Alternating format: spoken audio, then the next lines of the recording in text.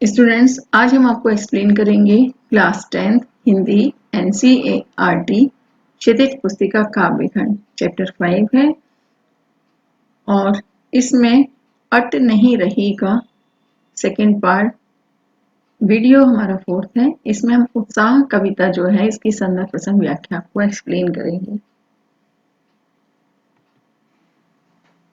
पहला पद है, पत्तों से लदी डाल कहीं हरी कहीं लाल, कहीं पड़ी है उर में मंद गंध पुष्पमाल, पाट पाट शोभा श्री पट नहीं रही है।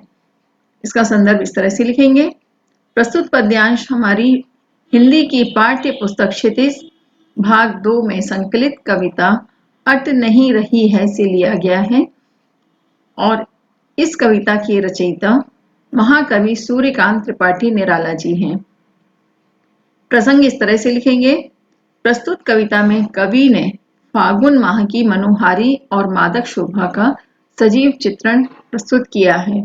स्टूडेंट्स, हमने आपको अपने पिछली वीडियो में बताया था फागुन माह हिंदी माह का 12वां महीना होता है और मादक और मनोहारी का भी हमने अर्थ बताया था। मनोहारी जो मन को हरने वाला यानी बहुत ही खूबसूरत होता है, लेकिन इसको जब अर्थ लिखा जाता है मनोहारी का तो मन को हरने वाला।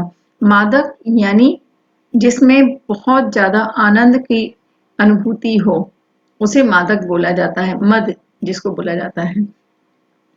और इसकी व्याख्या इस तरह से लिखेंगे कि प्रस्तुत पद्यांश के माध्यम से कवि ने कहा है कि पेड़ों पर नए पत्ते निकल आए हैं। नए पत्ते को जो निकल कर आते हैं इन्हें कोंपले बोला जाता है और जो कई रंगों के हैं, यानी पेड़ जिस तरह का होगा, जिस फल का होगा, जिस फूल का होगा, उन पौधों उन पेड़ों पर उस तरह के उस कलर के पेड़ में कोंपले आती यानी पत्ते आते हैं। और कहीं कहीं पर कुछ पेड़ों के गले में लगता है कि भीनी भीनी खुशबू देने वाले फूलों की माला लटकी हुई है।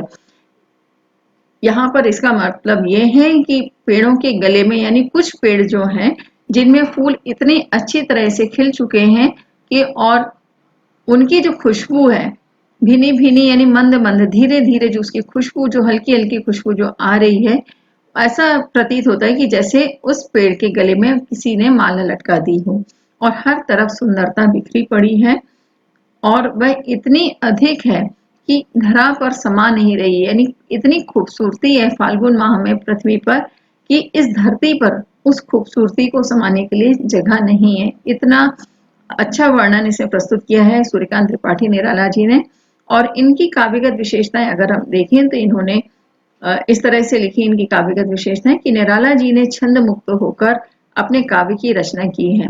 इसमें छंद मुक्त का मतलब ये छंद प्रबंध काव्य एक होता है, एक मुक्तक काव्य होता है और छंद मुक्त इन्होंने यानी इसमें जो समझने के लिए चाहें कि छंद मुक्त कैसे कहा जाता है और छंद कैसे कहा जाता है, मुक्तक कैसे कहा जाता है, प्रबंध काव्य कैसे कहा जाता है, इसके लिए आप हमारे हिंदी व्याकरण का वीडियो अवश्य देखिए।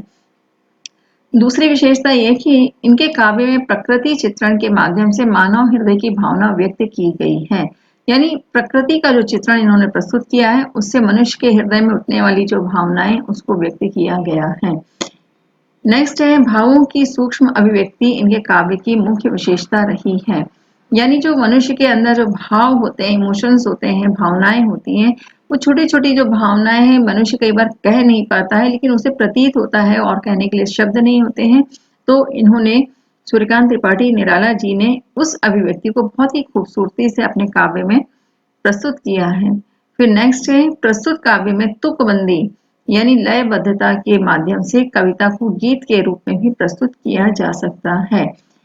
इसमें तुकबंदी का मतलब यह है कि जहां पर ये पहला, दूसरा और चौथा पद एक जैसा होता है, यहाँ पर तुकबंदी होती है। जैसे पत्तों से लदी डाल, डाल से राइम हो रहा है तो तुकबंदी हो रही है लाल, और फिर चौथे पद में हो रही है चौथी पंक्ति में माल।